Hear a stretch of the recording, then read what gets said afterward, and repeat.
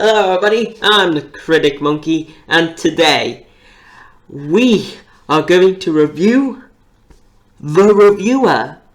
But yeah, regardless of what the little skit at the beginning told you, I'm not just making this because Godzilla is actually good. But I've actually planned this video for a while. And I feel that the Godzilla thing just kind of pushed my mind into doing it immediately. So regardless of the main three review sites, that being IMDb, Rotten Tomatoes and Metacritic. Now, arguably, out of these three, Rotten Tomatoes arguably isn't the right term. It's definitely the most popular. When was the last time you've seen somebody do a review on, well, not a review on it, but like a review on a movie on IMDb? You don't. Mainly because IMDb's for smart people, and a lot of people aren't smart. It was a joke. Now, it's clear to see that Rotten Tomatoes is becoming the more popular one out of these three. Like how, with the new Shazam poster, they have shown it like in the little corner that it's fresh from Rotten Tomatoes. How they've been using their fresh and Rotten Tomatoes score in like the Captain Marvel TV spot and the Avengers Endgame TV spot. And how Gotti used its brilliant score on Rotten Tomatoes. The brilliant score being 0%.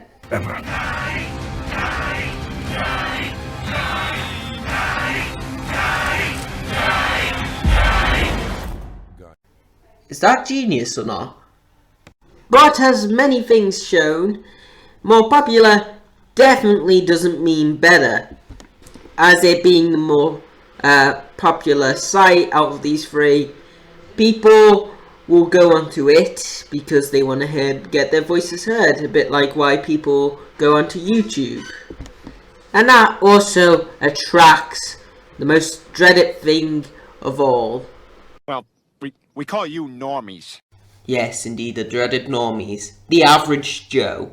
Or people who don't waste their lives talking about films. Unlike me. And by average Joe, I don't mean like the audience score by the side, which is basically not at all considered and is mostly right some of the time. But the people who actually get an official Rotten Tomatoes account and become official critics, which is kind of insulting to how much effort criticism actually has. And you just need to put in your email and all that, and then you're an official critic now. Congratulations. Also, not to mention the structure of the reviews on that site, and Rotten Tomatoes' high opinion of itself. So join me as we go through the main points that I have against Rotten Tomatoes. That being the structure of the reviews themselves, critics, and Rotten Tomatoes' high opinion of itself.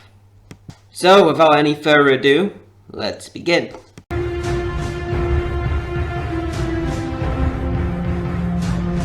Alright, so this point's pretty straightforward, so I'll just get it out of the way. Okay.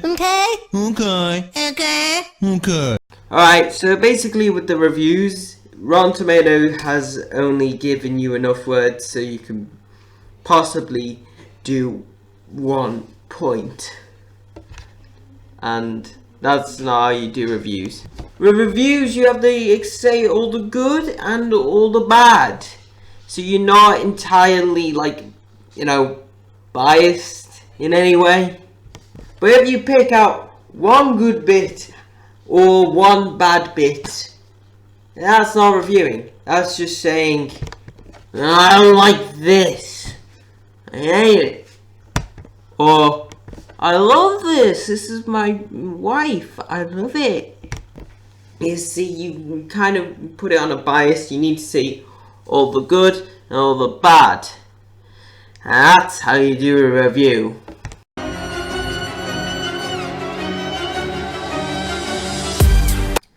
Now, it's no secret that Rotten Tomatoes has a bit of an ego on itself. Just a bit.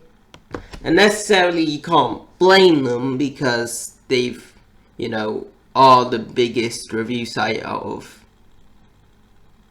any other review site. Even non-review sites, to be honest. Hell, I'm pretty sure it's on about, here on YouTube. It's about here on YouTube. YouTube's still bigger. Rotten Tomatoes is just there.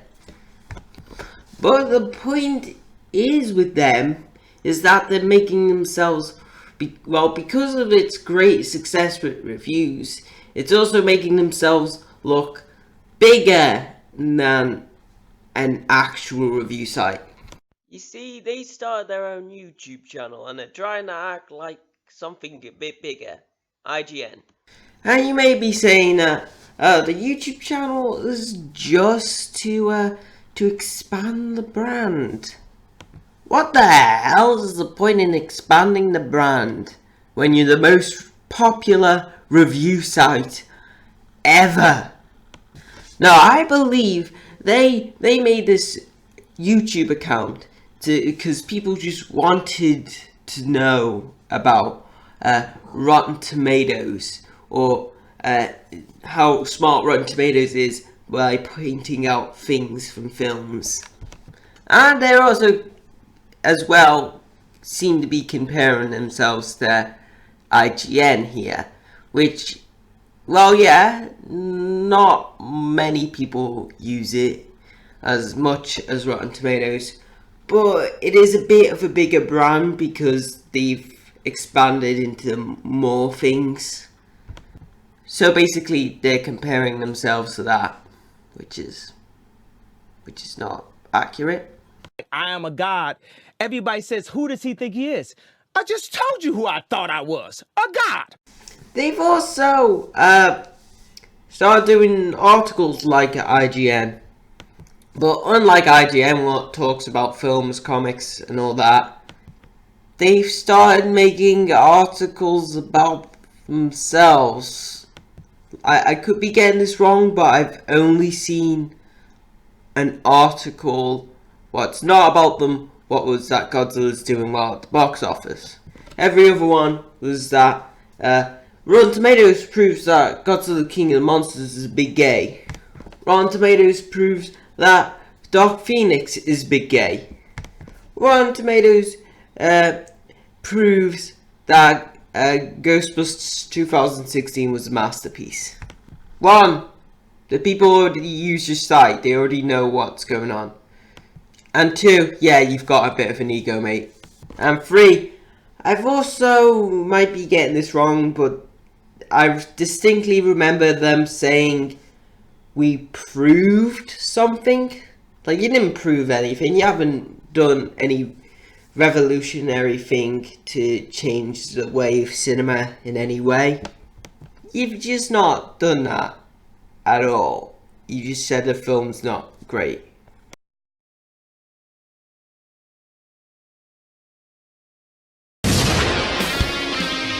Alright, contrary to popular belief, criticism is not easy.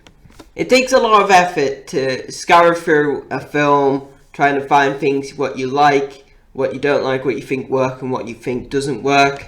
You have to know what happens behind the camera, how everything works out, or if they did things right. It's not just about personal opinion. Like, as an example, I like Suicide Squad, I think it's an alright film. But as a critic, Suicide Squad's not a good film. Like, it does not work. It fails in nearly every comparison. But the critics on the site clearly have biases. Not all of them, but quite a lot of them. Including but not limited to The Man-Child, who will either praise or hate on something depending on nostalgia. The SJWs, It is man! just as long as it has women in it and supports feminists, it's gonna be a thumbs up from them.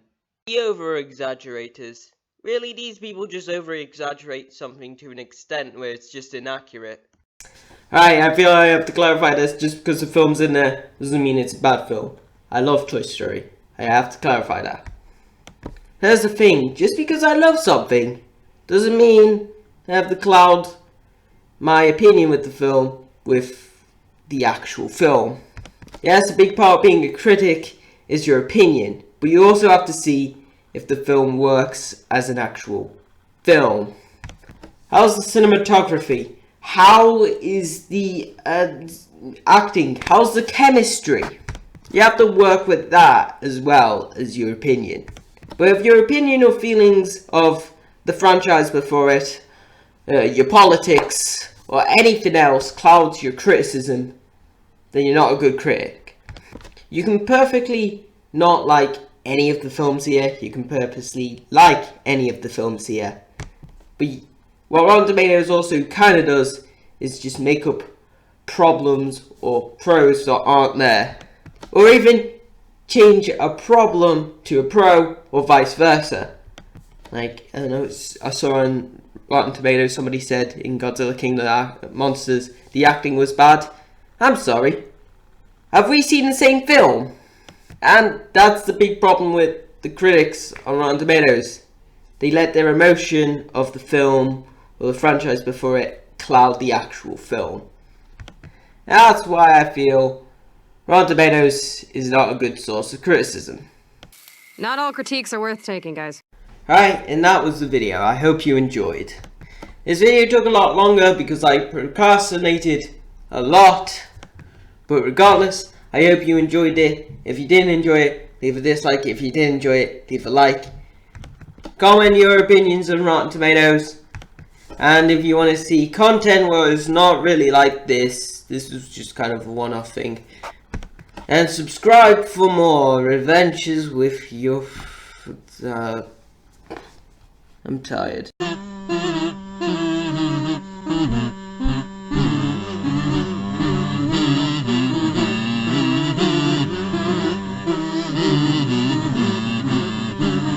Okay, maybe I shouldn't get too mad at this. Come on!